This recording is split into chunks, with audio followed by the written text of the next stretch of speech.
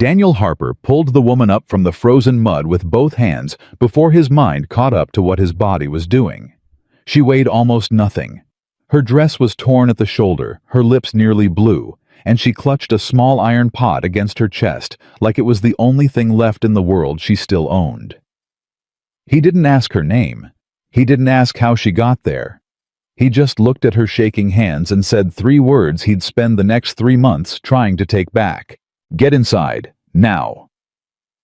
If this story already has you feeling something, please take 1 second and subscribe to this channel. Hit that bell so you don't miss a single part. And drop a comment telling me what city you're watching from.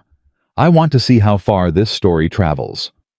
Now let's go back to that frozen November night in Caldwell, Kansas, 1878, and meet the man who changed one woman's life by accident. The night Daniel Harper found Emily Carter, he had already decided he was done being a decent man. Not because he'd turned cruel. Not because grief had hollowed him out into something unrecognizable, though it had done some of that too. He'd simply run out of the energy it took to care about people who hadn't earned it.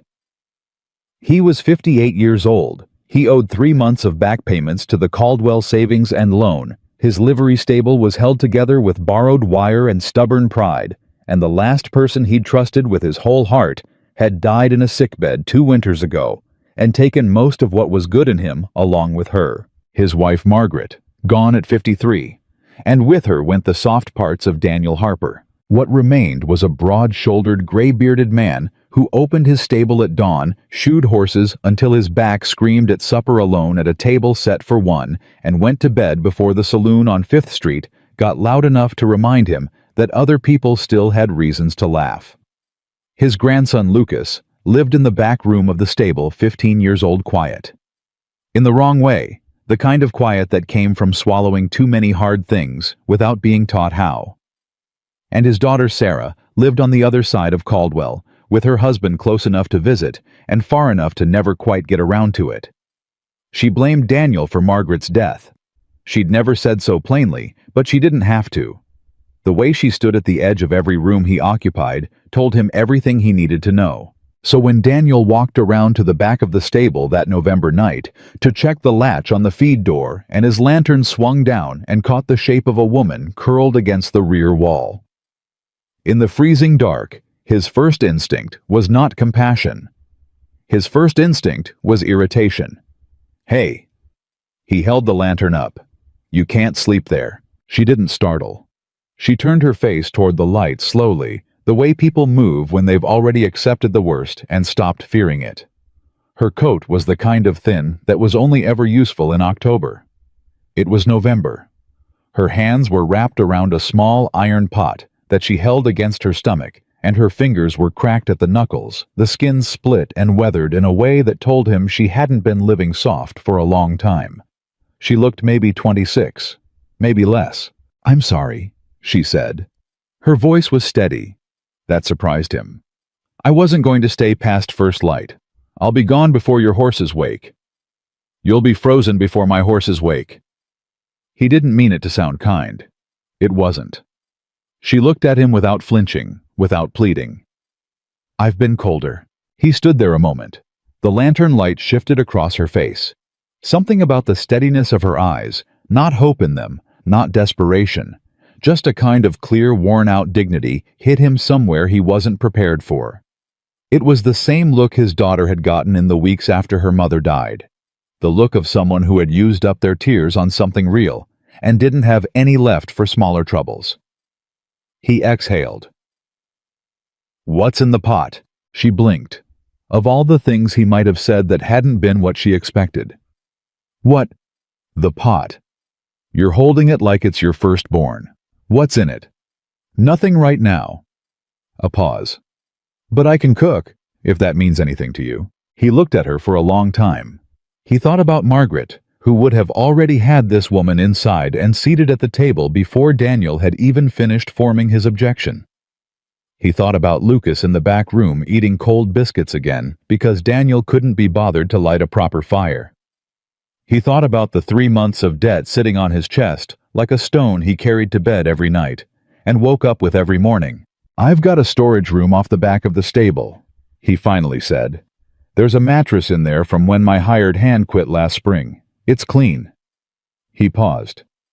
"You cook one real meal a day, something hot, something that doesn't come out of a tin, and you can stay 1 week.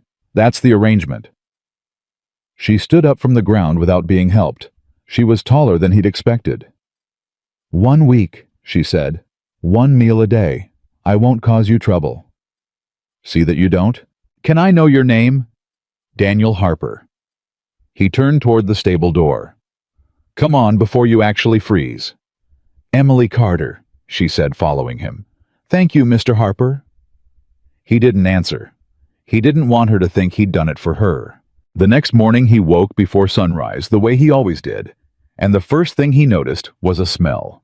Not hay, not horse, not the cold iron and axle grease that usually lived in the air of his stable.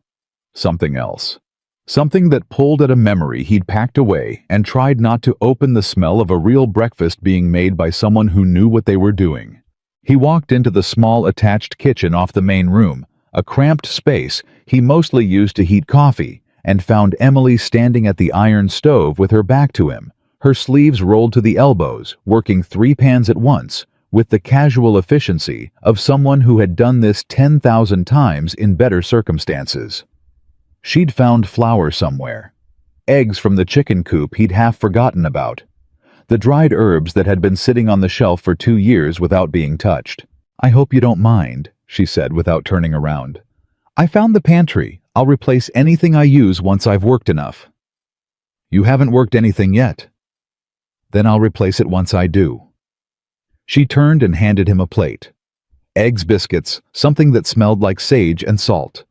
Simple food. Real food. The kind of food that reminded you there was a reason to sit down. He ate at the table, alone as usual. Except that 10 minutes later, Lucas appeared in the doorway, still wearing his sleep clothes, hair uncombed, squinting like the kitchen light personally offended him. He stopped when he saw the plate already set across from Daniel. "What's that?" Lucas said. "Breakfast," Emily said from the stove. "Come sit." Lucas looked at Daniel. Daniel shrugged. Lucas sat. They ate in silence, all 3 of them. But it was a different kind of silence than Daniel was used to. Not empty, just quiet. He noticed it for what it was 3 days later. By the 4th morning, Lucas was getting up before Daniel called him, which had never happened once in 2 years of the boy living under his roof. By the 5th morning, Lucas was in the kitchen helping Emily chop onions and asking her questions about what she was making in a tone of voice Daniel hadn't heard from the boy in longer than he could remember, curious, open, unguarded. Like a window that had been painted shut for years, and someone had finally worked it loose. "How do you know all this?" Lucas asked her on the 5th evening. "The cooking. It's not like regular cooking." "I worked as a cook," Emily said. "A professional one, for a long time."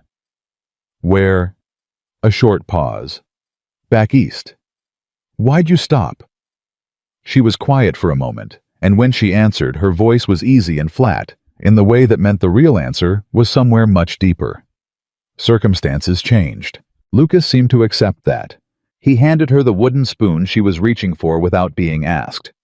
Daniel watched all of it from the doorway and said nothing. On the 7th day, the last day of the arrangement, he was waiting for her to say something about leaving. She didn't. She made breakfast, worked the kitchen, repaired a warped hinge on the pantry door that had been sticking for 6 months, and then in the evening set supper on the table as if the week had been 3 months instead of 7 days. He sat down. She served the food and started to step back toward the storage room. "Emily," she stopped. "Sit down and eat," he said. She turned. Something moved across her face. Not surprise exactly. More like the careful adjustment a person makes when something better than expected happens, and they don't quite trust it yet. She sat.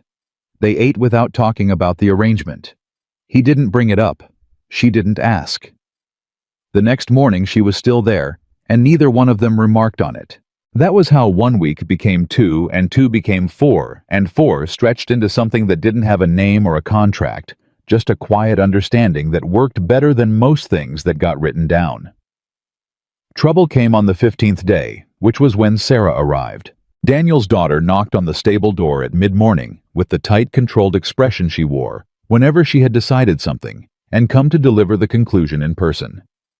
She was 34, tall like her father, with her mother's dark eyes and a jaw that had gotten hard in the years since the funeral. She looked at Emily, who was in the yard carrying a bucket toward the well with the specific kind of stillness that is not neutrality. "Who is that?" Sarah said. "Someone who helps around the place," Daniel said. "You hired someone. It's an arrangement." "What kind of arrangement?" Daniel looked at his daughter. "The kind that isn't your business, Sarah."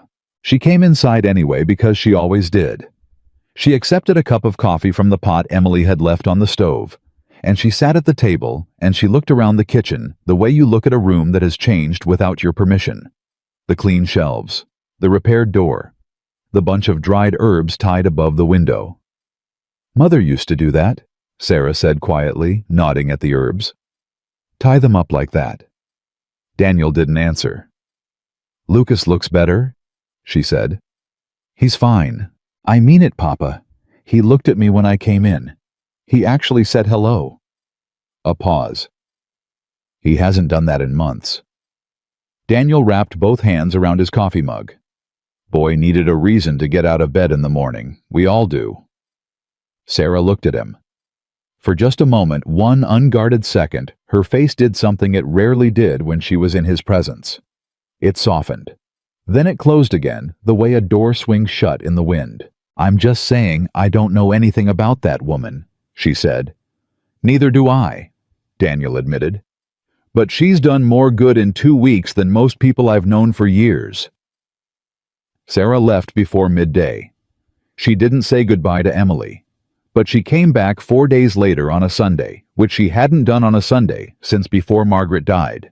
Daniel noticed. He said nothing. He said, what he did notice, what started pulling at the back of his mind like a thread that wasn't supposed to be loose, were the other things.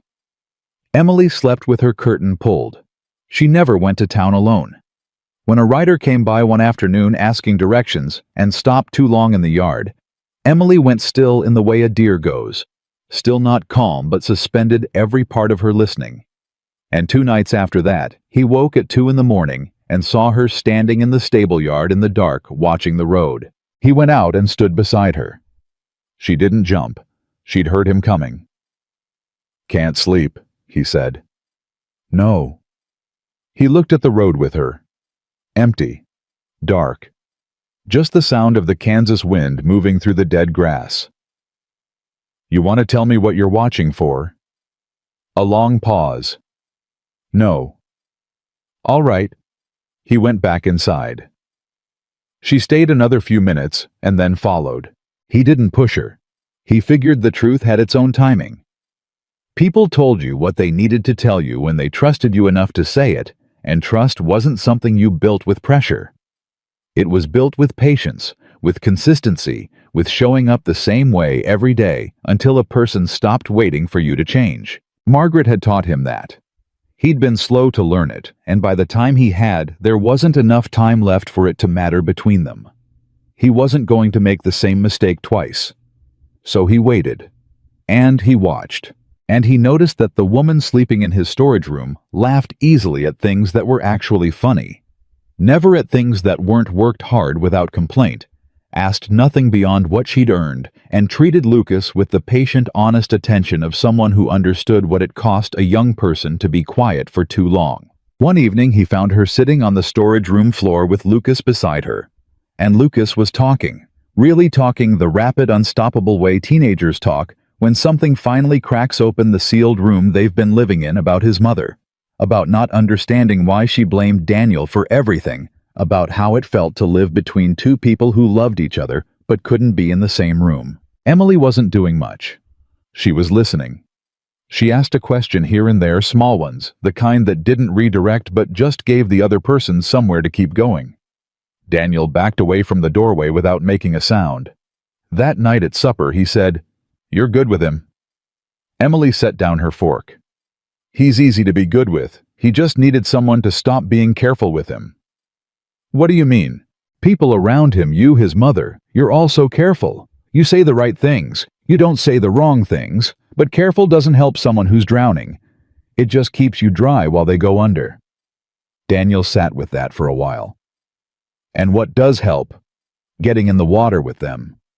He looked at her across the table. She held his gaze the way she'd been doing since the first night, without flinching, without performing just there. "Where'd you learn all that?" he said. She picked up her fork again. "Living." He didn't ask more. But he turned the words over in his mind for days. And somewhere in the turning, something in his chest that had been wound tight for 2 years began by slow degrees to loosen. The rumors started on the 23rd day. He heard the first one from his neighbor Cal Briggs, who leaned on the paddock fence one afternoon with the expression of a man delivering important news he's enjoying too much. "People are talking, Daniel. People always are. About that woman you've got staying on." Daniel kept working the latch he'd been tightening. "Emily works for me." "That's not what the word is. The word is she showed up with nothing and no story, and you took her in without asking, and women like that—" Cal stopped, seemed to reconsider, then kept going. "There's a reason women end up with nothing and no story. That's all I'm saying." Daniel set down his wrench and looked at his neighbor. "You ever been hungry?" "Cal, really hungry." A pause. "That's not the point." "No, it never is." He picked the wrench back up. "Emily does honest work and conducts herself with more dignity than most people in this town who've got everything they need. That's all you need to know about her." Cal left, looking dissatisfied. But the rumors didn't stop. They thickened the way smoke thickens when a fire isn't getting enough air, not visible from far off, but choking when you got close. He heard that she'd run from the law back east. He heard she'd been thrown out of a household for theft. He heard worse things that he didn't dignify with a response. He just kept watching her work, and what he watched didn't match anything being said about her. But even Daniel had to admit he didn't know her story.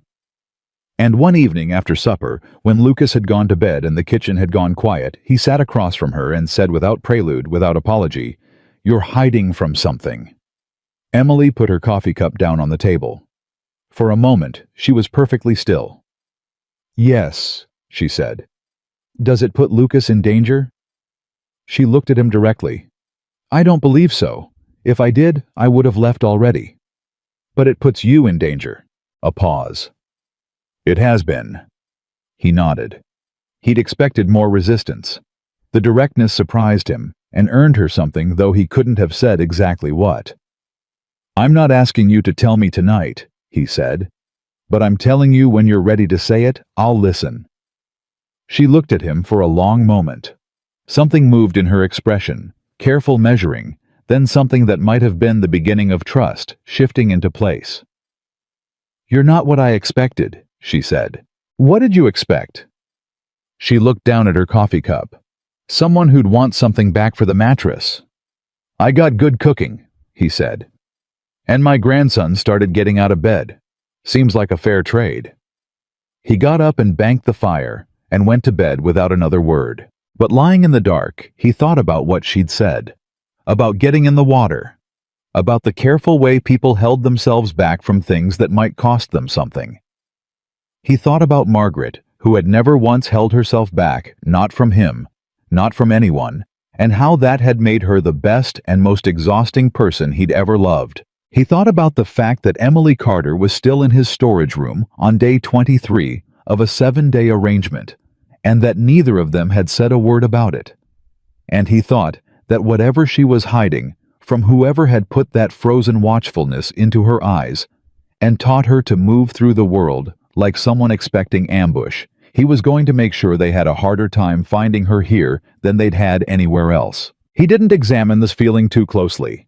He wasn't built for that kind of examination.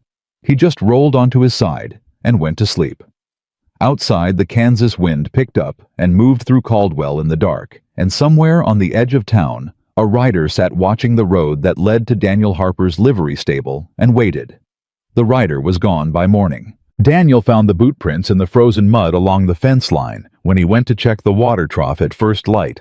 2 sets, one from a horse, One from a man who had stood for some time at the edge of the property and then walked back out to the road. He crouched and studied them the way a man studies a thing he doesn't want to find. The prints were deep. The man had stood there a while, long enough to watch the stable, long enough to count the lights. He covered the prints with dead grass before Emily came out of the storage room. He didn't know why he did that. He wasn't sure if he was protecting her or protecting himself from having to answer the question those prints would raise. Both, probably. He was a man who had spent 2 years building walls against anything that required him to make a fast decision with his whole heart, and those walls were still mostly standing, even if Emily Carter had been quietly dismantling the foundation for a month without him noticing. Lucas noticed the boot prints 2 hours later anyway. The boy saw everything. He just didn't always say what he saw. "Someone was watching the place last night," Lucas said, stepping up beside Daniel at the paddock gate. "Probably a drifter looking for work." Lucas looked at him with the flat measuring expression of a 15-year-old who has learned exactly what it sounds like when adults say one thing and mean something else. "Drifters don't stand still for an hour." Daniel opened the gate. "Go muck the stalls." Lucas went, but before he disappeared inside, he turned back. "Does she know?" Daniel didn't answer. Lucas went inside. That evening, Emily was quiet at supper. Not the usual quiet, not the comfortable settled silence that had become normal between the three of them, but the kind of quiet that meant something was happening inside a person that they were working hard to hold still. She ate. She cleared the plates she washed up without being asked. And then, instead of sitting at the table the way she had started doing most evenings, she said goodnight and went to the storage room and didn't come back out. Daniel sat at the table with his coffee and listened to the wind. At 2 in the morning, he heard the storage room door open. He lay still. He heard her cross the stable yard, soft, deliberate steps that knew how to move without making sound. He got up and put on his boots and followed her to the door and looked out. She was at the far edge of the yard near the paddock fence, her coat wrapped around her shoulders, standing in the dark, looking out at the road. He didn't go out this time. He just stood in the doorway and watched her until she came back in on her own 20 minutes later. She stopped when she saw him. "I didn't mean to wake you," she said. "You didn't." He stepped back to let her in. Someone was watching this property last night, boot prints along the north fence. The change in her face was small, but complete, like a candle going out. Just a flicker, and then all the light pulled inward. "Emily." "I know," she said. "You know who it was?" A pause that was almost too long. "I think so." He waited. She looked at the floor, then back at him, and when she spoke, her voice was steady in the way that only comes from practicing steadiness a long time. "I'm not going to lie to you, Mr. Harper. I owe you more than that. But I can't tell you everything tonight. Not yet." She met his eyes. "Can you give me a little more time?" He looked at her for a long moment. He thought about the prints. He thought about the way she'd frozen at the fence, watching the dark road, the way an animal watches for what has already caught its scent. "1 more week," he said. She nodded once. She went back to the storage room. He went back to bed and didn't sleep for an hour. He had 2 conversations the next day that he hadn't been looking for. The first was with Sarah, who appeared at the stable mid-morning without warning and without her usual controlled expression. She had ridden fast. She still had color in her cheeks from the cold when she came through the door, and she looked at him with something that was halfway between anger and fear, which meant she was scared and had converted the fear to a shape she could use. "What is going on with that woman?" she said. "Good morning to you too, Sarah. Don't." She pulled off her gloves and shoved them into her coat pocket. "I was at Hendrix's store an hour ago, and Vera Blaine told me that a man came through town yesterday asking about her. By name. Emily Carter. Asking if anyone knew where she was staying." She looked at him. "He said he was a lawyer representing her former employer." Daniel was quiet. "Papa. I heard you. Did you know about this?" I knew someone was watching the property. I didn't know he'd been into town. Sarah pressed both hands flat on the work table and leaned forward. Who is she? You have to know something. You've had her living here for a month. I know she works hard. I know she's good with your son. I know she's running from something, and she hasn't been able to tell me the whole of it yet. He met his daughter's eyes. I also know that a man who sends someone to creep around a woman's sleeping place at 2 in the morning before he ever knocks on the front door is not a man I'm inclined to help find her. Sarah straightened. She looked at him, and for a moment, he saw the complicated thing that lived behind all her anger, the grief and the guilt and the love that had nowhere clean to land since Margaret died. You don't know what she's involved in, she said quietly. No, I don't. He picked up his wrench. But I didn't know what I was involved in when I married your mother either. You take people on faith, or you don't take them at all. I'm too old to stop believing that. Sarah left without saying goodbye again. But she didn't leave town.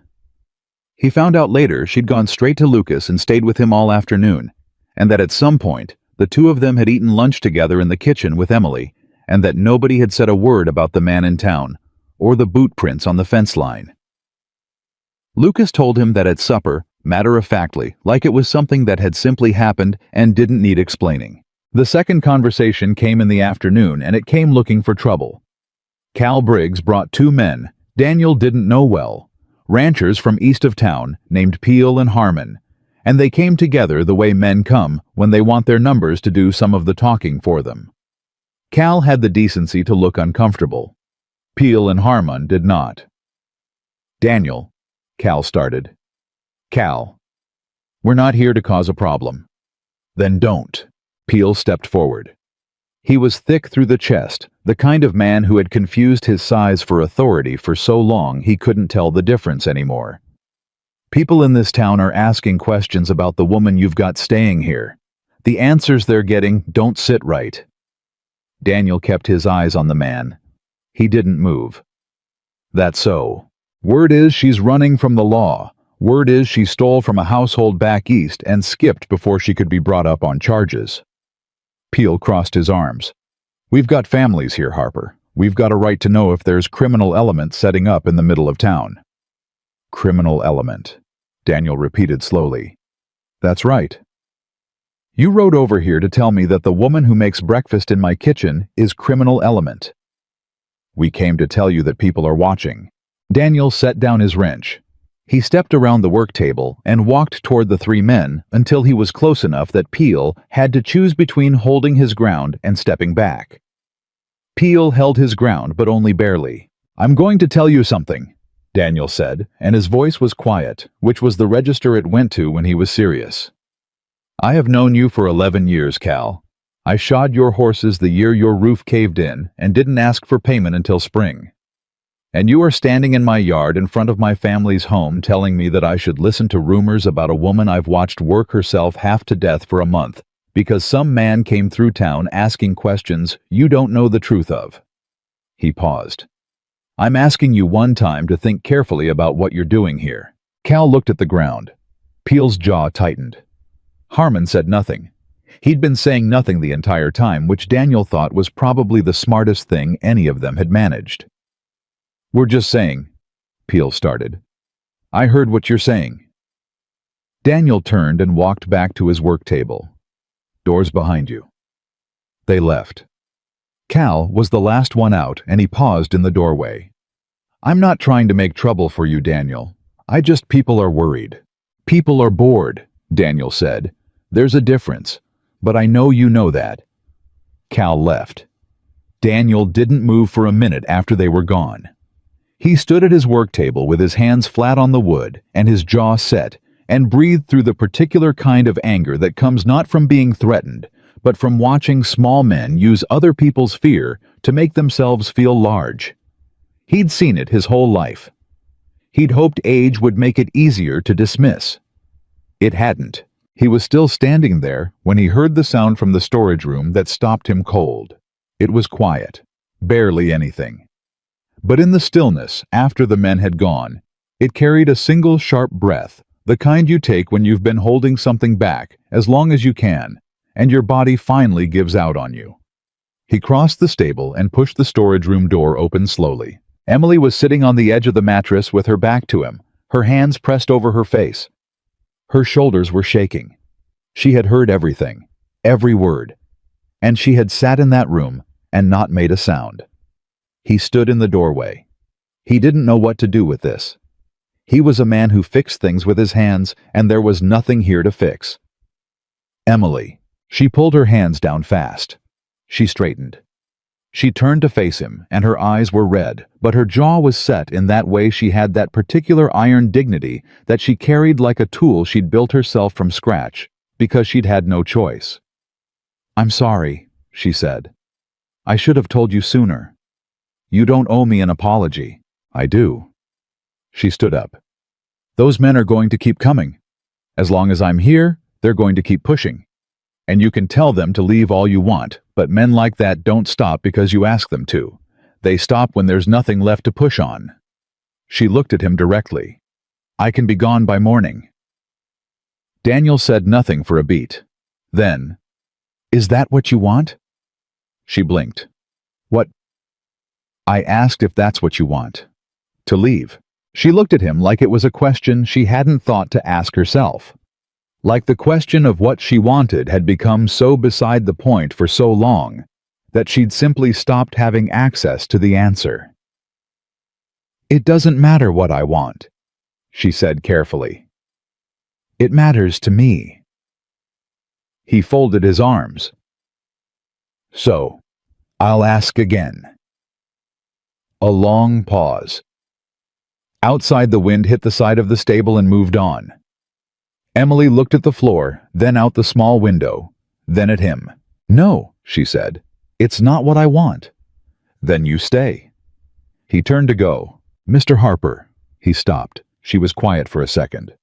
"The man who's looking for me, his name is Aldous Crane.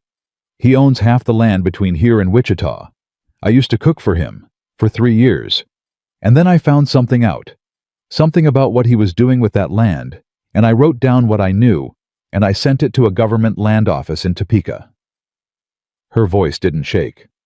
"He lost a federal contract because of it. A very large one. And since then, 2 men who knew the same things I know have had accidents." She let the words sit. "I've been moving west for 8 months. Caldwell was supposed to be one more stop. I didn't mean to still be here." Daniel turned back around slowly. He looked at her for a long time. "2 men," he said. "Yes. Accidents. That's what people called them." He breathed out through his nose. "And you think he sent the man who was watching the fence last night? I think he sends men to every town I've been through. I think eventually they find the right person who's seen the right face, and I think that's what happened here." The silence between them wasn't the comfortable kind anymore. It had weight to it, the weight of something real and dangerous that had been living in this house for a month without its name. "Why didn't you tell me this before?" he said. Not accusatory, just asking. She looked at him with those clear, tired eyes. "Because you would have told me to leave." He thought about that. "Maybe," he said. "Maybe not."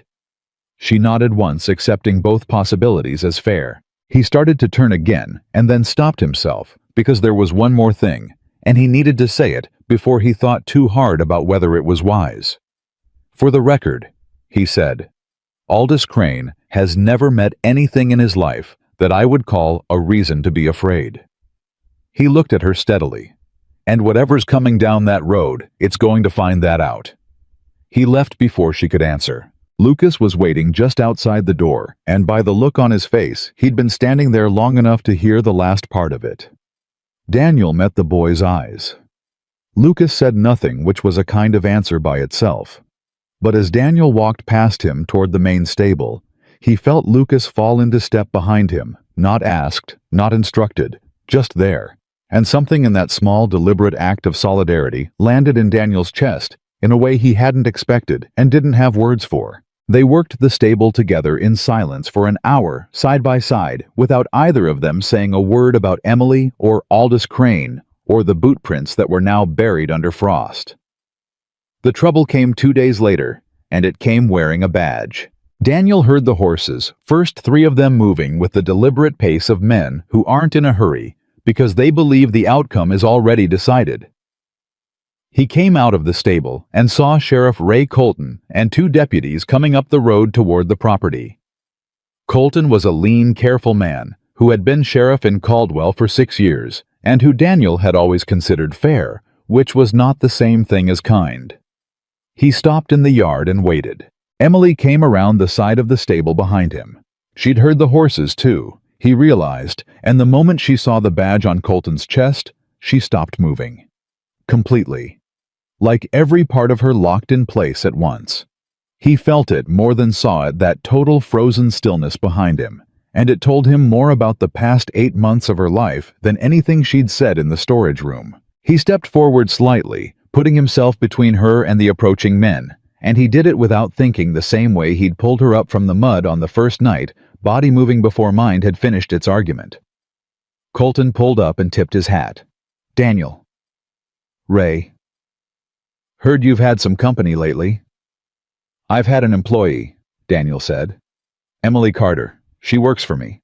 Colton looked past him at Emily, and then back at Daniel, with the expression of a man who is choosing his words carefully because he's already thought through what comes after the conversation. "Man came to my office yesterday, claimed to be a representative of an Aldous Crane out of Wichita. He says the woman staying here took property belonging to his employer when she left her post." Daniel kept his voice even. "What kind of property?" "Documents," Colton said. "Business records." A beat of silence. Then Emily stepped forward out from behind Daniel, and when she spoke, her voice was as steady and clear as a bell struck in cold air. "Sheriff Colton," she said.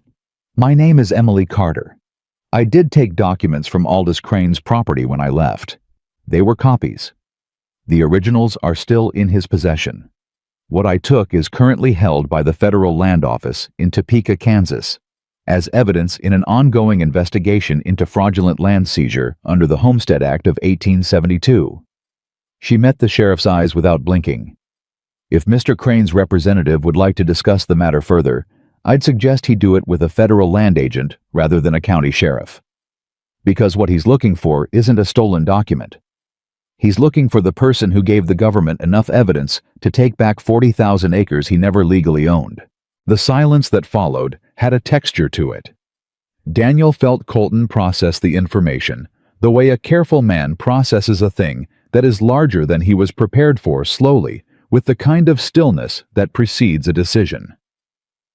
One of the deputies shifted in his saddle. Colton didn't move.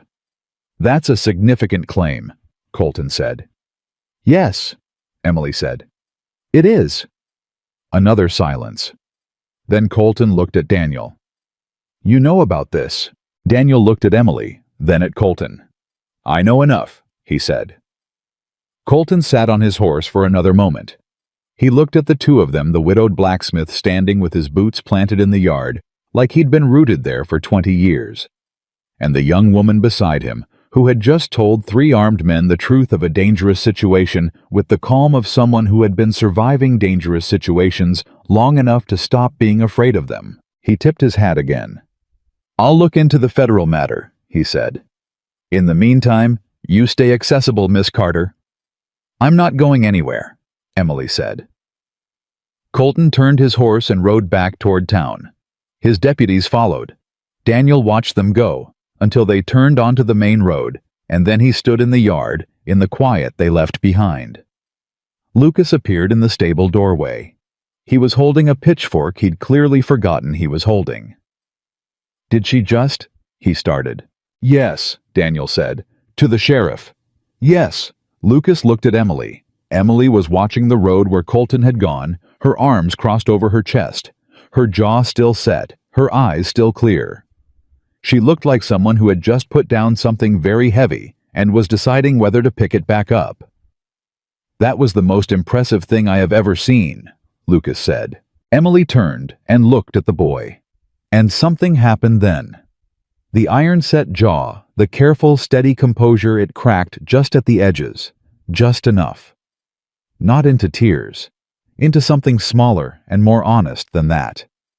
She laughed once, short and surprised, like the sound had gotten out before she'd thought to hold it. Daniel turned away so she wouldn't see what that sound did to his face. He went back into the stable and picked up his wrench. But his hands were not quite steady, and he stood at the work table for a full minute before he trusted himself to use them. Outside, he heard Lucas say something, and Emily answer, and then Lucas laugh in the easy, unguarded way he hadn't laughed in longer than Daniel could remember. And somewhere between the boy's laugh and the cold Kansas wind moving through the yard, Daniel Harper felt something shift in his chest. Not loudly, not dramatically. Not the way things moved in stories, but solidly. The way a foundation stone settles into its place. He didn't name it. He wasn't ready to name it, but he didn't try to move it either. 3 days after Sheriff Colton rode away from the Harper property without making an arrest, Aldous Crane came to Caldwell himself. Daniel didn't know that right away. He found out the way you find out most dangerous things in a small town, through someone else's fear arriving at your door before the danger does. In this case, it was Lucas who came back from the feed store on a Thursday afternoon moving faster than usual, and who came straight to Daniel without stopping to put his coat away first. "There's a man at the hotel," Lucas said. "Arrived this morning on the eastbound stage. He's been asking about Emily all afternoon. Not like the other one, not careful, not quiet.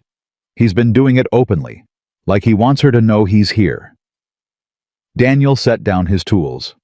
"Who told you this?" "Mr. Briggs' boy. He works mornings at the hotel now."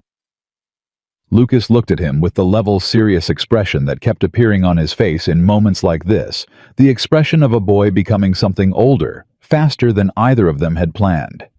"He says the man has 2 other men with him, and he paid for 3 rooms through the end of the month." Daniel looked at the storage room door. "Emily's inside. She was 20 minutes ago." He crossed the stable and knocked once and opened the door.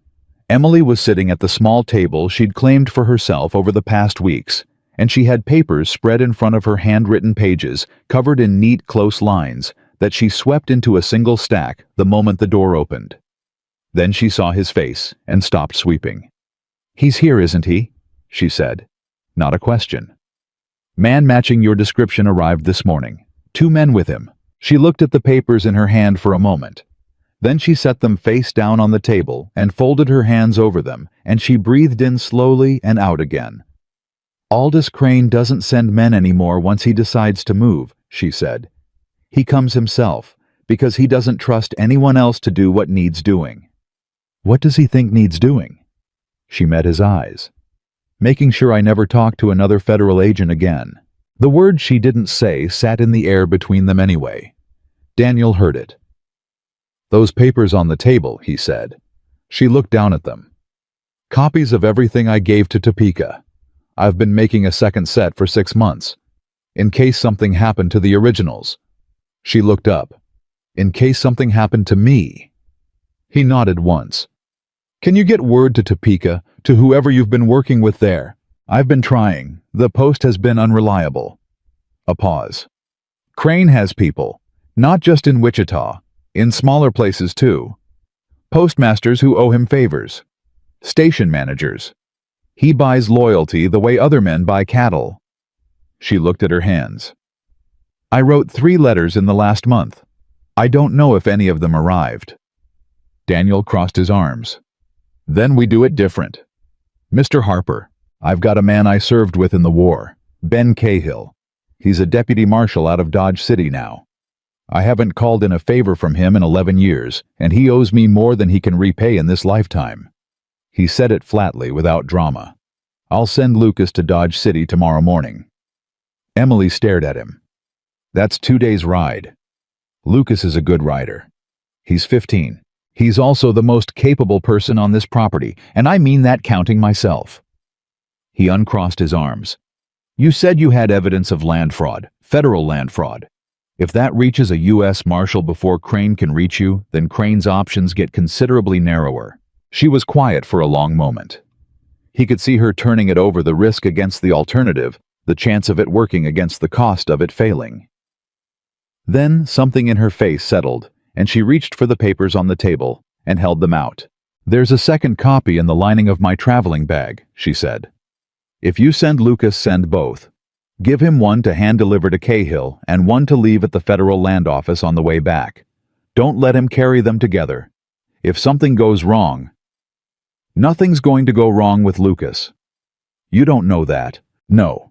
But I'm going to act like it's true because the alternative is doing nothing, and I don't know how to do that." He took the papers from her. "Get some sleep. We'll tell Lucas in the morning." She watched him go. Then she said quietly, "Mr. Harper." He stopped in the doorway. "Why are you doing this?" He thought about the question. He thought about a woman standing in front of 3 armed men and speaking the truth in a voice that didn't shake. He thought about a boy who had started laughing again.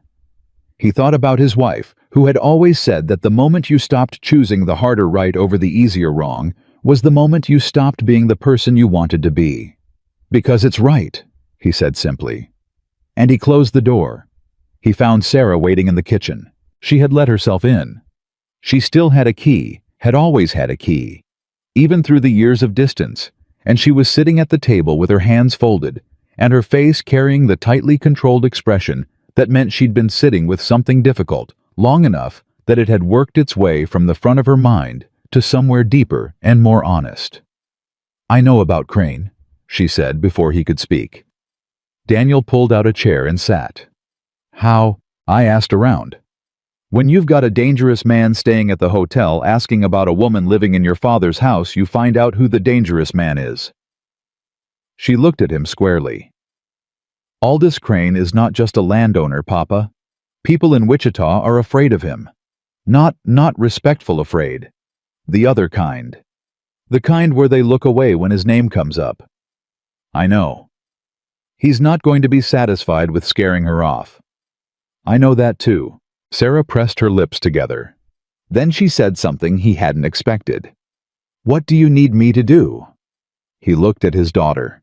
In 34 years, she had her mother's eyes and her father's stubbornness and a fierceness she'd never quite known what to do with. And looking at her right now, he saw all 3 of those things arranged into something that was finally pointing in the same direction. "I need you to stay close," he said, "in case this moves fast." She nodded. "I'll stay tonight." They sat together at that table for another hour without saying much, which was its own kind of conversation, the kind they'd been too raw and too broken to manage since Margaret died, and which was only possible now because something outside of both of them had made the old wound small by comparison. Crane's man came the next morning before Lucas could leave for Dodge City.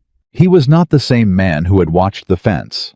This one was larger, better dressed, with the unhurried confidence of someone who has never once had to wonder whether he'd get what he came for. He came to the stable door, and he knocked like a man who knocks on doors that belong to him, and Daniel opened it and looked at him without expression. "Daniel Harper." "That's right." The man held out a folded document. "My employer has purchased your outstanding debt with the Caldwell Savings and Loan. 3 months of notes due in full. He's prepared to forgive the entire amount, every cent, on one condition." Daniel didn't take the paper. "Emily Carter. My employer would like the opportunity to speak with her about certain property belonging to him that left his possession without authorization." "Property," Daniel said. "Documents, records, items of significant business value." Daniel looked at the man for a long moment. Then he said, "You can tell your employer that nobody on this property goes anywhere they don't choose to go. And you can tell him that the next time he wants to send someone to stand outside my fence at 2 in the morning, he ought to make sure they wear smaller boots." The man's expression didn't change. That was the worst part. "Mr. Harper, we're not asking you to make an enemy of—" "You've bought my debt," Daniel said. "That tells me what kind of conversation you're trying to have. So let me tell you what kind of conversation I'm having back. You go tell Aldous Crane that Daniel Harper has been in debt before, and he's been afraid before, and one is considerably easier to live with than the other. Now get off my property." He closed the door. He stood inside with his back against it and breathed just once through the full weight of what he'd just done. Crane had his debt. That meant Crane had leverage that Daniel had no financial answer for, and Crane was not a man who bought debts to forgive them. Emily was standing 6 feet away. She'd heard everything. "He's going to call the note," she said. "Probably. That means this property." "I know what it means." Her jaw tightened. "Then I need to go. If I leave, if I'm not here, he has no reason to take this from you." "Or," Daniel said, turning to face her, "Lucas rides to Dodge City today with those papers, and Ben Cahill gets here before Crane can act on any of it." He looked at her steadily. "You told me yesterday you didn't want to leave. I'm holding you to that." She looked at him, and the thing that moved across her face in that moment was not hope. Exactly. It was something more complicated than hope. Something that had more cost in it. The look of a person who has learned not to want things too completely, because wanting completely is what destroys you when things fall apart. "You are the most stubborn man I have ever met," she said. "So I've been told." He turned toward the back room where Lucas slept. "Lucas, get up. We need to talk." Lucas rode out within the hour, both sets of documents split between his saddlebag and the inside of his coat, with instructions to hand Cahill the sealed letter before he said a single word, and to stop for nothing except the horses. Daniel watched him go from the gate and said nothing, because the things he wanted to say were the kind that didn't come out right when you tried to put words on them, and Lucas knew them anyway. The boy had ridden 100 yards down the road when he turned in the saddle and looked back, and Daniel lifted one hand. Lucas turned forward and kept riding. Sarah put her hand on Daniel's arm without saying anything. They went back inside. The storm came that night without much warning. It rolled in from the northwest fast, and mean the way winter storms move in Kansas, when they've got nothing standing between them and what they want. And by sundown the temperature had dropped 30 degrees, and the wind was driving ice sideways across the yard. Daniel spent 2 hours securing the animals, double-latching everything that could be double-latched, dragging in feed and water before the freeze locked the trough solid. Emily worked beside him without being asked, carrying, lifting, latching, moving in the particular rhythm of someone who'd done physical labor long enough that it was simply part of how she existed. Sarah took the inside of the stable, keeping the animals calm when the wind hit the walls hard enough to shake them. The three of them worked in almost complete silence, communicating in the shorthand of people who have spent enough time together to know what the other needs before it's asked. By 9 at night, everything that could be done had been done. They came inside, and Emily put water on for coffee, and Sarah sat at the table, and Daniel stood at the window listening to the storm work itself up against the walls of his property. That was when he smelled it. Smoke. Not wood fire smoke. The other kind, the sharp chemical smell of something burning that shouldn't be burning. He had 1 second to process it before the orange light appeared in the gap under the stable door. "Fire," he said, and he was already moving. He threw the stable door open, and the smoke hit him like a wall. Inside, the horses were screaming that high, frantic pitch that horses reach when they're past fear, and into something more animal. And through the smoke he could see flames climbing the eastern wall fast, already too fast, the dry timber of a structure that had been standing since 1861, going up like it had been waiting for an excuse. Behind him, Sarah screamed his name. Emily was right behind him at the door, and she grabbed his arm with both hands. "The horses first, the side door." "The documents," he said. "Daniel." He pulled his arm free. Somewhere in the smoke and the chaos of the past days, he'd left something critical, the deed to this property. The original deed that Margaret's father had signed in 1859. The paper that proved the land was his, regardless of what Crane had bought or what loans had changed hands. The one document that Crane could not argue against if it existed, and could certainly act against if it disappeared in a fire on a stormy night. He knew with absolute clarity that this fire had not started itself. He went in. The smoke was thicker 2 steps inside than he'd expected. He pulled his collar up over his nose and moved fast, staying low, navigating by memory through a space he'd lived in for 20 years. He reached the wooden cabinet against the back wall where he kept the property papers, and he got the drawer open and pulled out the deed and the secondary documents and shoved them inside his coat. Then the beam came down. He heard it crack above him, and he tried to move, and he was almost fast enough. Almost. The timber caught him across the left shoulder and the upper part of his back and drove him to his knees, and the weight of it was enormous, and when he tried to push up, he found he couldn't get leverage, couldn't get his footing in the smoke and the heat and the terrible screaming weight pressing him toward the floor. He did not shout. He'd stopped shouting for help in specific situations, sometime in his 40s, when he'd internalized the particular masculine stupidity of suffering in silence. And he was not going to examine that right now, because there wasn't time. He just put his hands flat on the floor and pushed, and he could not move the beam, and the smoke was taking on a heat that told him the fire was closer than it sounded. He thought with surprising clarity about Lucas on the road to Dodge City. He hoped the boy had made good time. He heard the door. Not the main door, the side access. The one he almost never used, the one that opened directly into the eastern side of the stable. It banged open, and a rush of cold air hit him, and through the smoke he heard feet fast and deliberate, not panicking, moving with the kind of focused speed that belongs to people who have already made up their mind about something and stopped wasting time on being afraid. Emily dropped to her knees beside him. She got her hands under the end of the beam, assessed the angle in about half a second, and shifted her position. "Flat on the floor," she said, already pulling. "Push when I pull." "Emily, get out of—" "Push when I pull, Daniel." He pushed. She pulled. The beam shifted not much but enough, and he got one knee under himself and then his foot, and then he was up bent double, coughing, one arm hanging wrong from where the timber had caught his shoulder. Emily got his working arm across her shoulders, and she moved, pulling him with her toward the side door, and the smoke was absolute now.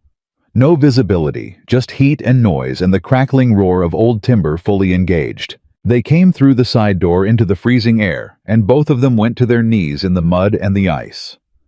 Behind them, the roof came down.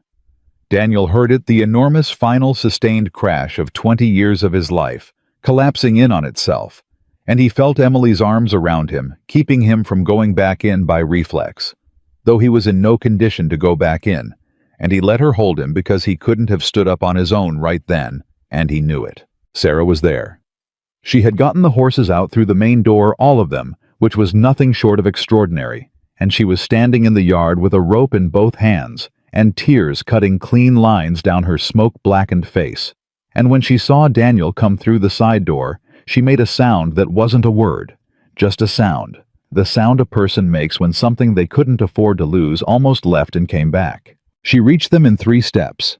She got her arms around her father's other side, and the 3 of them stood in the freezing storm in the yard while the stable burned behind them, and Sarah was saying something into Daniel's shoulder that he couldn't quite hear over the wind and the fire and the blood moving through his ears. Then Sarah lifted her face and looked at Emily, looked at her directly at the singed ends of her hair and the burns on her hands where she'd gripped hot wood, and the way she was still holding Daniel steady, even though she was shaking, and Sarah said in a voice that broke in the middle and didn't try to recover, "You went in for him." Emily didn't answer. There wasn't an answer for that kind of statement. Sarah let go of her father with one arm, and she put it around Emily instead. And Emily went rigid for a moment, the instinctive tension of someone who has not been held in a long time and doesn't know what to do with it, and then something in her gave way quietly, the way ice gives way when the temperature changes, and she leaned into Sarah's arms, and Sarah held her with the fierce, desperate grip of someone who has just understood something so large and so overdue that it rearranges everything they thought they knew. "You saved the only family I have left," Sarah said. Her voice was barely above a whisper. "Do you understand me? You saved all of them."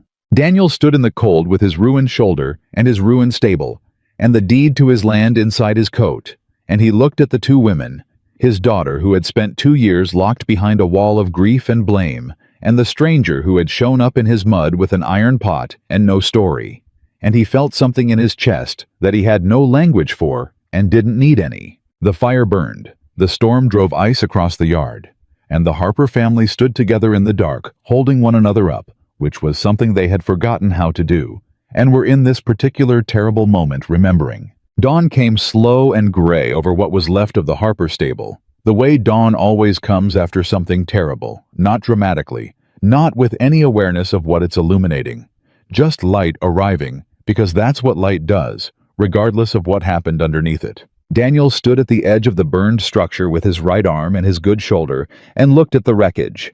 The eastern wall was completely gone. The roof had pancaked across the interior and taken the loft with it. The stone foundation was intact, which was something. The attached kitchen on the western side had survived, barely walls blackened one corner, caved but standing. The deed was still in his coat. The horses were in Sarah's yard 2 streets over, which she'd arranged in the dark hours of early morning, with the calm practicality she'd gotten from her mother. Everything else was gone. He stood there long enough that Emily came out and stood beside him, without saying anything, which was the right thing to do. Sometimes there was nothing to say, and the decent thing was to simply be present in the ruin alongside the person it belonged to. "How's your shoulder?" she finally said. "It's fine." "It's not fine. You couldn't lift your arm last night." "I can lift it this morning." Daniel. He turned and looked at her. The burns on her hands had been wrapped in strips of clean cloth that Sarah had found somewhere, and her hair still smelled faintly of smoke, and she looked at him with those direct, clear eyes that never performed anything they didn't mean. "We'll get a doctor to look at it today," he said. "After." "After what?" He looked back at the ruins. "After I figure out what I'm doing next." She let that sit. Then she said, "What are your options?" He exhaled slowly. "I can sell the land. Crane's got the debt note, which means if I can't pay in 30 days, he can move on the property legally. If I sell before he calls the note, I might get out ahead of it with enough to start somewhere else." He paused. "Or I can stay and rebuild and hope Lucas gets to Cahill before Crane finds a legal route to take the ground out from under me. And if we wait for Lucas and Crane moves first, then I lose the land anyway, and I've got nothing." Emily was quiet for a moment. Then she turned toward the damaged kitchen. "I'm going to make breakfast," she said. He looked at her. "The kitchen took smoke damage, half the wall." "The stove works. I checked it an hour ago." She was already moving. "Come inside when you're done standing here." He stood there another 10 minutes. Then he went inside. She had the stove going and coffee on, and she was working the damaged kitchen with the same focused efficiency she brought to every physical space she occupied, not ignoring the damage, just refusing to let it have more authority than it deserved. She'd pushed the fallen section of wall to one side, propped up the weakest corner with a beam from the ruins she'd clearly dragged in herself, and set the table the same way she set it every morning. He sat down. She put a plate in front of him. "You don't have to perform competence for my benefit," he said. "I'm not performing anything." She sat across from him with her own plate. "I'm making breakfast because people need to eat, and because I think better when my hands are doing something." "And what are you thinking?" She looked at him steadily. "I'm thinking that Aldous Crane burned your stable last night, and he's going to walk into town this morning expecting to find a broken man who's ready to sign over whatever he's asked to sign. And I'm thinking that the worst thing we can do is give him that." She picked up her fork. "So eat your breakfast." He ate. Crane's man arrived at 9 in the morning. Not Crane himself, not yet, but the same well-dressed representative who'd brought the debt notice, and he came around to the back of the damaged property and looked at the ruins with an expression that was carefully not satisfaction, and was therefore exactly satisfaction. Daniel met him at the gate. "Terrible thing," the man said. "These winter storms. A property like this old timber dry walls, it doesn't take much." "No," Daniel said. "It doesn't. My employer is prepared to be generous in light of the circumstances. Given the damage, he'd be willing to take the property note as settlement in full. You walk away without debt, free and clear." He held out another folded document. "He understands you have a daughter in town. It would allow you to be close to family." Daniel looked at the document.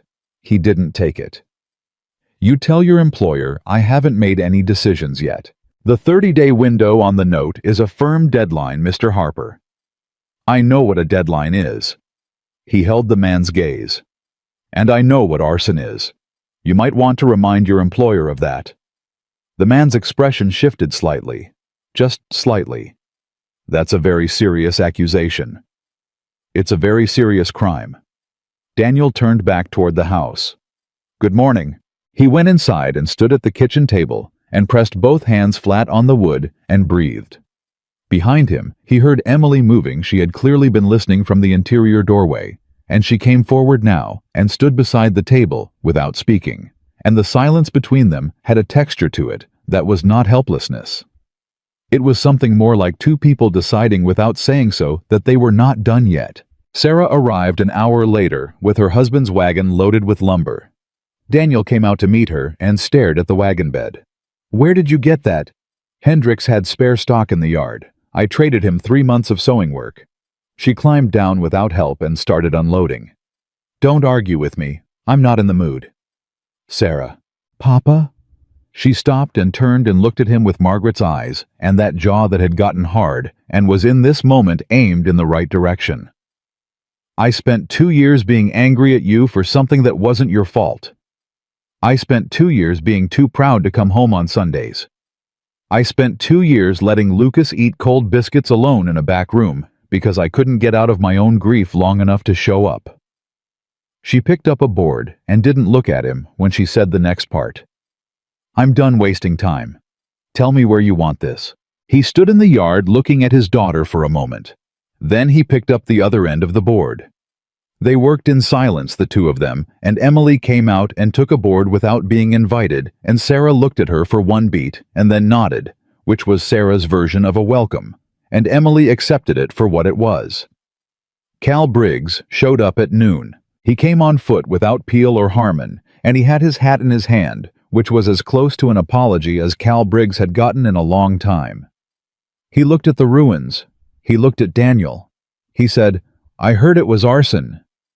"Word travels," Daniel said. "It does." Cal looked at the hat in his hands. "I was wrong. About what I said. About her." He glanced toward Emily, who was working the kitchen and paying no visible attention to the conversation outside.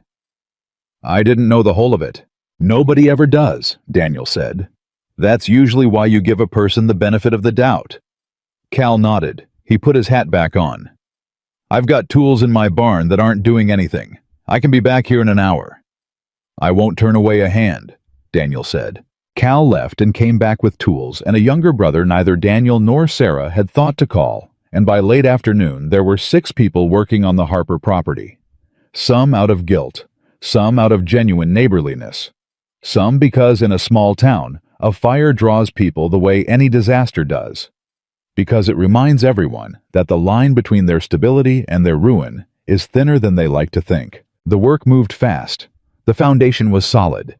The basic frame of a smaller structure began to take shape before sundown, and Daniel's shoulders screamed at him every time he raised a hammer, but he raised it anyway, because stopping felt like something he couldn't afford.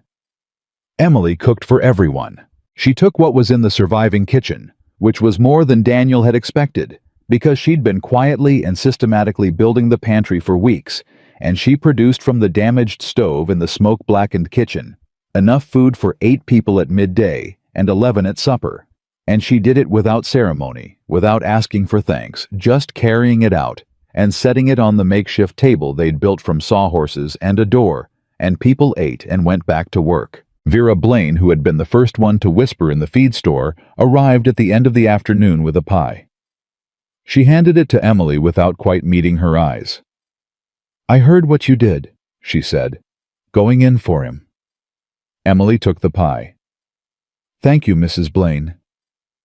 Vera looked at her, really looked the way you look at a person, once you stop seeing the story you'd assigned them, and start seeing who's actually standing there. "Is there anything else you need?" "I could use 3 more jars," Emily said.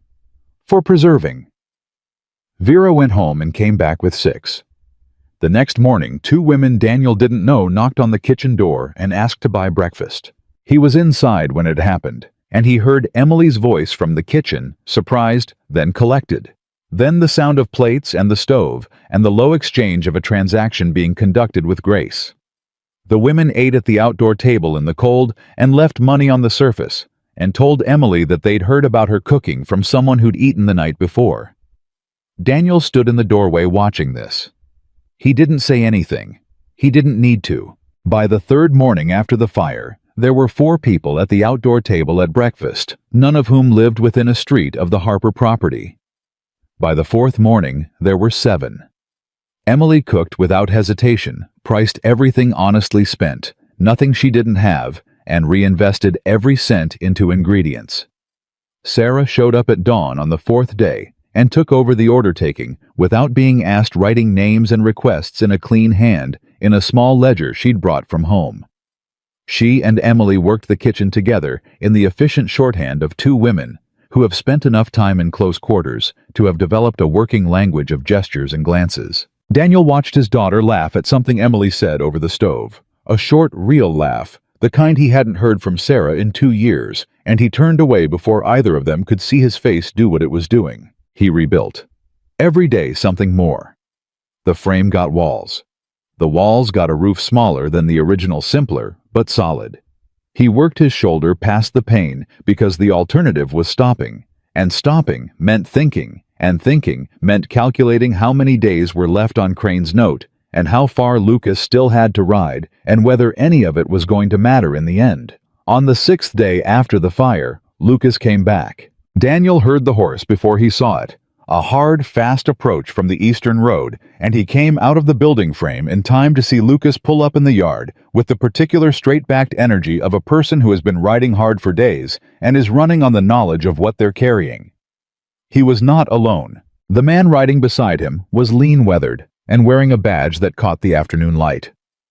He had the posture of someone who has spent enough years in authority that it had become simply the shape of how he sat. He looked at Daniel with the assessing, unhurried look of a man who has already read the situation and decided what needs doing. "Ben Cahill," the man said, dismounting. "Deputy U.S. Marshal, District of Kansas."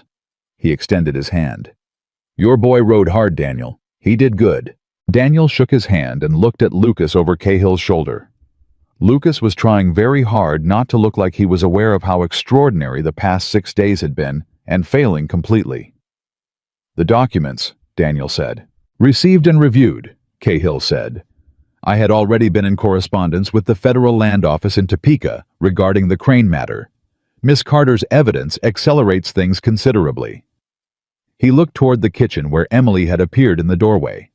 "Miss Carter." Emily came out. She stopped 3 feet from Cahill and looked at him with the kind of careful assessment that had become second nature to her reading a man before committing to how to stand in front of him. "You're the one she wrote to," Daniel said. "I'm one of 3, Cahill said. "The letters did arrive eventually, 2 of them." He looked at Emily. "The 3rd must have been intercepted, which is consistent with what we've come to understand about how Crane operates his information network." He reached into his coat and produced a document. "I have a federal warrant for the arrest of Aldous Crane on charges of land fraud, obstruction of a federal investigation, and conspiracy to commit intimidation of a government witness." He folded it back. "He's still at the hotel, as far as I know," Daniel said. "Good." Cahill turned back to his horse. "I'd like Miss Carter to accompany me to give a formal statement." "You're welcome to come along, Daniel, if you'd like to see it done." Emily looked at Daniel. Something in her face was entirely still, not the frozen stillness of the past months. Not the vigilant watching the road stillness of a person waiting for disaster, but a different kind. The stillness of a thing coming to rest. "I'd like that very much," she said. They went to the hotel, 4 of them. Cahill, Daniel, Emily, and Lucas, who attached himself to the group with the quiet determination of a boy who has earned his place and knows it. Crane was in the hotel dining room when they walked in. He was a large man, silver-haired, with the settled authority of someone who had been getting his way for long enough that he'd forgotten it was ever possible not to. He looked up from his meal and saw Cahill's badge, and the sequence of expressions that moved across his face happened fast. Surprise, calculation, attempted recovery, and the attempted recovery was the part that failed. "Aldous Crane," Cahill said. "You'll need to come with me." Crane looked past the marshal at Emily. He looked at her for a long moment with the specific contempt of a powerful man who has just registered that a person he underestimated has outmaneuvered him, and beneath the contempt was something else, the first edge of fear which sat poorly on a face accustomed to causing it in others. "You have no idea," Crane started. Who you're dealing with? I have a federal warrant and a very clear idea, Cahill said pleasantly. Stand up, please. Crane stood up. His 2 men stood with him. Cahill's hand moved to his holster without drama, without theater, just there. Just him, Cahill said to the 2 men. Unless you'd both like to be included in the conversation. The 2 men sat back down. They walked Crane out of the hotel, and Daniel stood on the boardwalk and watched Cahill put Aldous Crane on a horse with his hands bound in front of him, and the thing he felt was not triumph. It was simpler than that. It was the feeling of a weight that has been pressing down for so long that you'd stopped noticing it lifting. Lucas stood beside him. Is it over? The worst of it, Daniel said. What about the debt note? Cahill says a man can't legally collect a debt he purchased with money made through fraud. It'll go before a federal judge, but the land office is already looking at every transaction Crane made in this district in the past 10 years. He paused. It's not over, but it's different now. Lucas was quiet for a moment. Then, I rode 32 miles the first day. I know. The horse is fine. I rested him proper each night. I know that too. Daniel put his hand on the boy's shoulder. You did good, Lucas. Your grandmother would have said you did good. Lucas looked at the road where Cahill had ridden and didn't answer, but the set of his jaw, that particular jaw he'd gotten from his mother, who'd gotten it from Daniel, said everything. Emily was still standing on the hotel steps. She stood there for a moment after Crane was gone, looking at the empty road, and Daniel came and stood beside her, the way he'd stood beside her at the fence in the dark, weeks ago present, not demanding anything, just there. You all right? He said. She breathed in through her nose and out slowly. I don't know yet, she said honestly. I've been afraid for so long that I'm not sure what it feels like when you're not. It feels like this, he said. Quiet. Feels like quiet at first. She looked at him. Then she nodded once, accepting this, and they stood on the steps together while Caldwell moved around them in the ordinary business of a winter afternoon. And for the first time in 8 months, Emily Carter was not watching the road for what was coming. She was simply standing still. That evening, Sarah made supper at the Harper house, made it herself, which she hadn't done since before Margaret died, and Emily sat at the table for once, instead of running the kitchen, and Lucas ate 3 helpings and talked the entire meal about Dodge City, about the marshal's office, about the land agent he'd spoken to on the return ride, who had told him more about the Homestead Act than he'd known in 15 years of living beside it. Daniel listened to the boy talk and watched his daughter pass the bread to Emily without being asked, and watched Emily accept it with the ease of someone who has stopped bracing for things to be taken away. And he thought about the arrangement he'd made on a frozen November night that had lasted 1 week and become something that didn't have a name and didn't need one. After supper, Sarah did the dishes, and Lucas went to bed, and Emily and Daniel sat at the table with coffee, and neither of them spoke for a while. Outside, the wind moved through Caldwell quietly, the kind of wind that doesn't have a thread in it. What are you going to do with it? Daniel said finally. The space, I mean. The kitchen. He nodded toward the new structure taking shape outside. It's going to be bigger than what I had before. More room along the west wall. Emily looked at her coffee cup. She turned it in her hands. I've been thinking about that. And she looked at him. I think people need a place to sit down and eat that isn't a saloon. She said it simply, without drama, like a thing that had been obvious for a while and was only now finding its words. A real table, real food, something that doesn't cost more than people have. She paused. This town is full of people eating alone. Daniel thought about that. He thought about himself 2 months ago at a table set for one. You'd need help, he said. I know. Sarah's good with numbers. She could handle the accounts. I know that too. And Lucas could... He stopped. He looked at her. You've already thought about all of this. I've had 6 days, she said. I think fast when the situation calls for it. He looked at her across the table.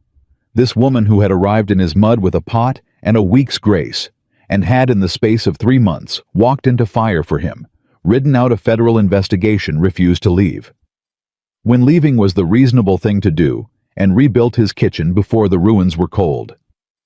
He looked at her and thought about what Margaret would have made of her, and he knew the answer without having to think long. Margaret would have loved her immediately and told him so directly and laughed at how long it had taken him to see what was right in front of him. "Emily," he said. She looked up. "I think you should stay." She held his gaze for a long moment, and that careful measuring thing she did with her eyes, the habitual guard of a person who has learned that offers come with conditions, moved through her face, and then slowly settled into something else. Something quieter. Something that looked for the first time like the beginning of belonging. "I think so too," she said. Spring came to Caldwell the way it always did in Kansas, not gently, not with ceremony, but sideways, pushing winter out through sheer persistence, the way a determined person pushes through a door that's trying to stay shut. One day, there was still ice on the water trough, and the next the mud was soft, and the air had lost its killing edge, and Daniel Harper stood in front of what had become over the past 4 months something almost unrecognizable. The new structure was smaller than the original stable, but built better, because when a man rebuilds something from nothing, he pays attention to the parts he'd grown careless about the first time. The eastern wall was stone instead of timber. The roof was pitched at an angle that would let snow slide rather than accumulate. And along the western side, where the damaged kitchen had been, there was now a proper room.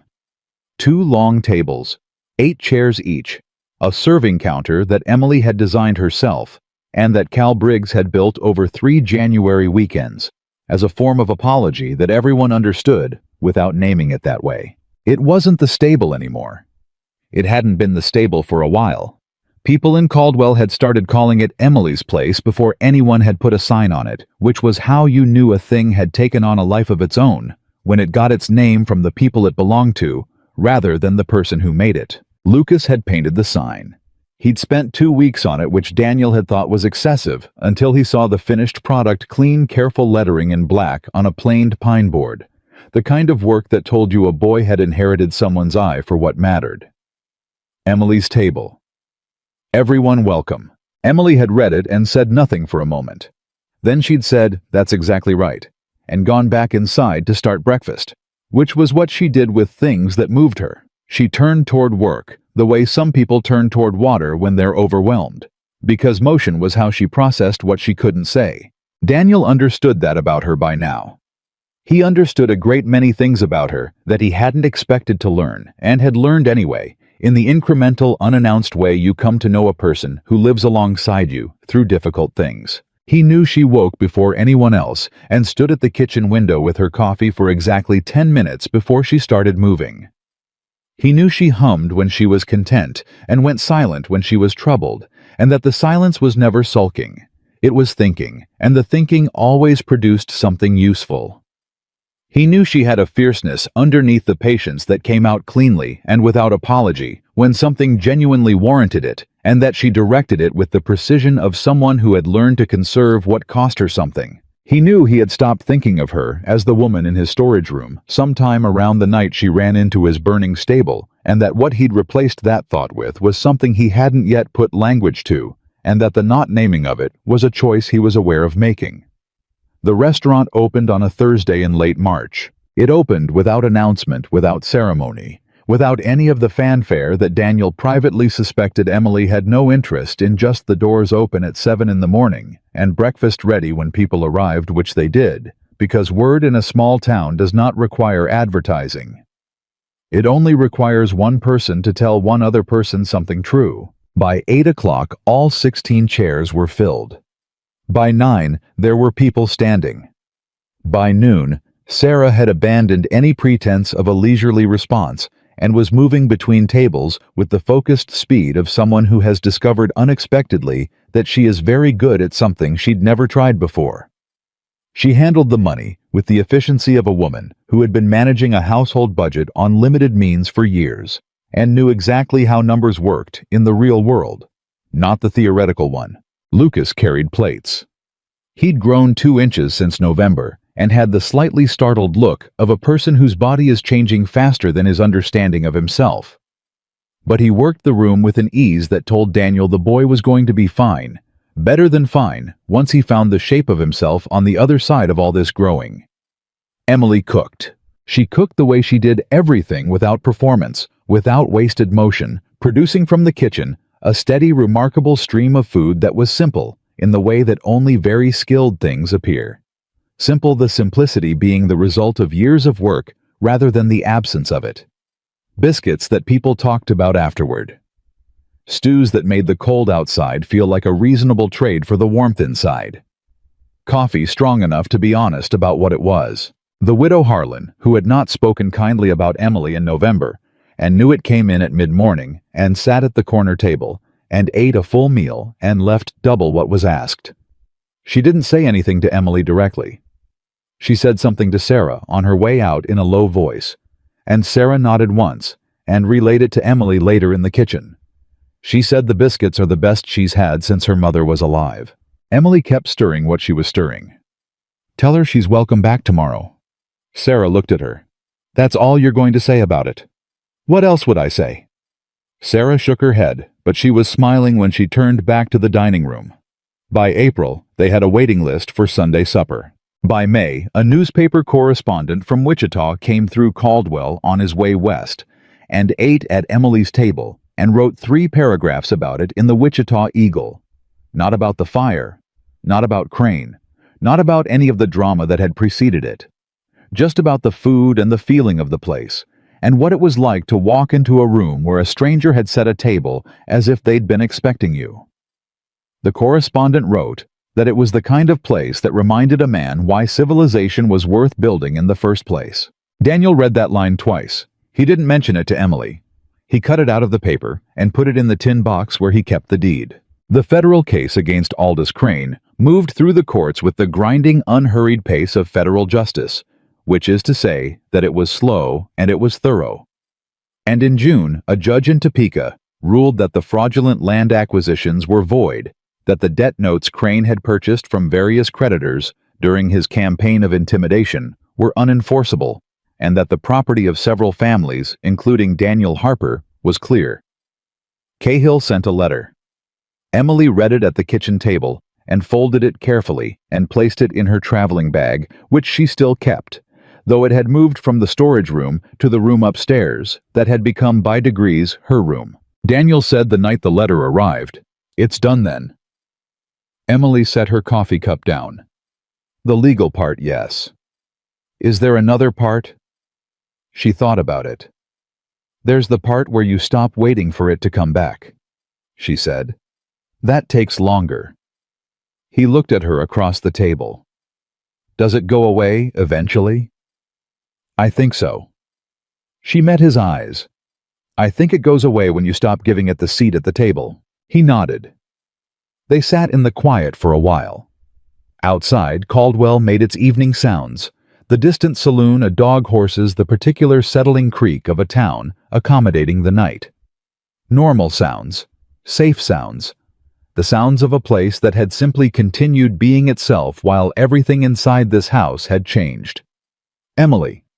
He said it the way he said things when he'd thought about them long enough and decided to stop thinking. I need to say something to you. She waited. I'm not a man who says things easily, he started. Margaret used to say, I communicated better with horseshoes than with words, which was accurate and not entirely a compliment. He looked at his hands on the table.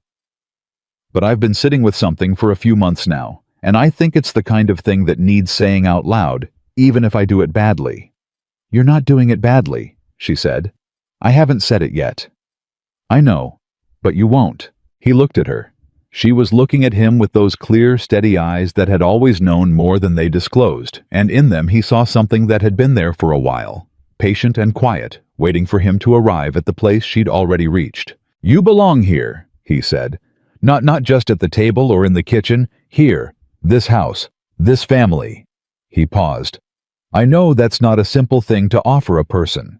I'm 58 years old, and I've got a bad shoulder and a rebuilt stable that started as a restaurant before I finished deciding whether that was what I intended, and a grandson who I think of as my own son, and a daughter who is only just learning to be in the same room with me without armoring up. He exhaled.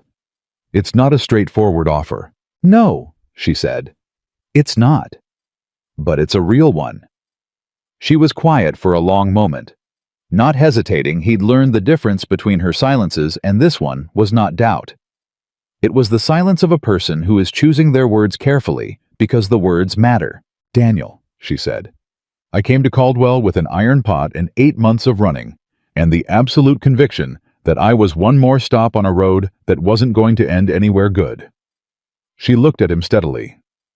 You gave me a mattress and a meal and no questions, and then you stood between me and 3 armed men and told a U.S. Marshal's story to a county sheriff, and sent your 15-year-old grandson 30 miles into a Kansas winter to protect something that hadn't even been asked of him. She paused.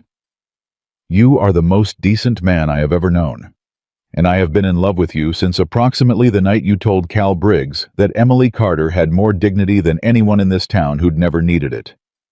A beat. Which was November, if you're counting. He looked at her. Something moved through his chest that was not quite any word he had for it, but was most closely approximated by the feeling of walking into a warm room after a long time in the cold. November, he said. 23rd day. You counted. I think fast, she said simply. He reached across the table and put his hand over hers. Her fingers turned and held his, and neither of them said anything else, because there wasn't anything else that needed saying, and they both knew it. Sarah found out from Lucas, who had seen them through the kitchen window, and reported it to his mother with the satisfied, matter-of-fact tone of someone delivering news they consider long overdue. Sarah arrived the next morning earlier than usual and came into the kitchen and looked at Emily, and then at her father, and she said nothing for a moment. Then she said, It's about time, and put on an apron and started helping with breakfast. That was for the Harper family, the end of one thing, and the beginning of another. The summer that followed was the kind of summer that settles into a family's memory and stays there. Not because everything was perfect, because it wasn't, because nothing real ever is, but because it was the first summer in years where the people inside the Harper house were pointed in the same direction and working from the same ground. Sarah took over the accounts entirely and proved to be, as Emily had suspected, and Daniel had already known, exceptional at it, organized, precise, and sufficiently unsentimentally honest with suppliers that their costs dropped meaningfully inside 2 months. She and her husband had a long conversation that Daniel was not party to, but that resulted in her husband spending 3 afternoons a week at the restaurant, learning how to be useful in a different context than he'd been expecting, which he did with the good-natured adaptability of a man who loves his wife more than his habits. Lucas apprenticed himself to a surveyor who came through Caldwell in July and spent 2 weeks eating 3 meals a day at Emily's table and talking with the boy about mathematics and land measurement, and the way the Western territories were being mapped and recorded, and when the man left, he told Daniel that Lucas had a finer eye for spatial logic than anyone he'd trained in 10 years, and that if the boy wanted a future in it, there was real work available. Lucas heard this and spent 3 days being very quiet, and then came to Daniel and said he wanted to study for it properly, and Daniel said yes before the boy had finished the sentence. The restaurant grew by degrees, the way good things grow, not explosively, not through spectacle, but through the accumulation of people who told other people the truth of what they'd experienced, and those people telling others, until Emily's table in Caldwell, Kansas, had become the kind of place that travelers on the western routes factored into their timing, making sure to pass through at a meal hour. People came for the food. They stayed for the room. There was something in the way Emily had arranged that space, the long tables, the open design, the fact that strangers sat beside strangers and were, without anyone engineering it, required to share, that made conversation happen between people who wouldn't otherwise have spoken. Cowboys and merchants and settlers, and the wives of ranchers and single women traveling west, and railroad men and homesteaders, all sat at the same tables and passed the same bread and ate the same food. And while none of that solved the considerable problems of the world they all inhabited, it did something smaller and more real, which was to remind each of them that the person across the table was a person. Daniel built a proper frame for the wall one October evening, almost exactly a year after he'd found Emily behind his stable.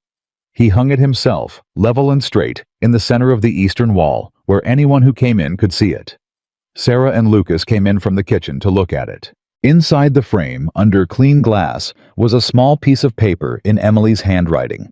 The original agreement from that first night, which he'd kept without telling her, folded in the tin box, with the deed and the newspaper clipping. 1 week, 1 meal, no trouble. Underneath it, in Daniel's handwriting, larger and less neat, were 4 words he'd added the night before, when he'd finally decided that the thing he'd been thinking for a year was better said on a wall than kept inside a man who had already proved he could go too long without saying the things that mattered.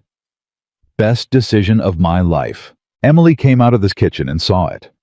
She stood in front of it for a long time without speaking. Sarah put an arm around her from one side. Lucas, without ceremony, moved to her other side. Daniel stood a few feet back and watched the 3 people he loved most in the world stand together in front of a wall that used to be a stable, and he felt in that moment the particular and irreplaceable satisfaction of a man who has stopped waiting for things to get better and instead put his hands on the wreckage and built something worth keeping. Emily reached out and touched the glass once lightly with the tips of her burned and healed fingers. She didn't say anything. She didn't need to. The fire had taken what was broken. The storm had revealed what was real. And what was left, this table, this family, this woman who had come with nothing and given everything, was not something that had happened to Daniel Harper, despite his resistance. It was something he had chosen on a frozen November night with both hands and no certainty, the way all the things worth having in this life have always required. And in Caldwell, Kansas, for as long as anyone who ate at that long wooden table could remember, that was exactly how the story went. A man who had stopped believing in kindness gave 1 week of it away to a stranger, and the stranger gave it back to him tenfold, and the family that had been breaking quietly in the dark came back together in the light. Not because life became easy, but because the right people refused to let it stay hard alone.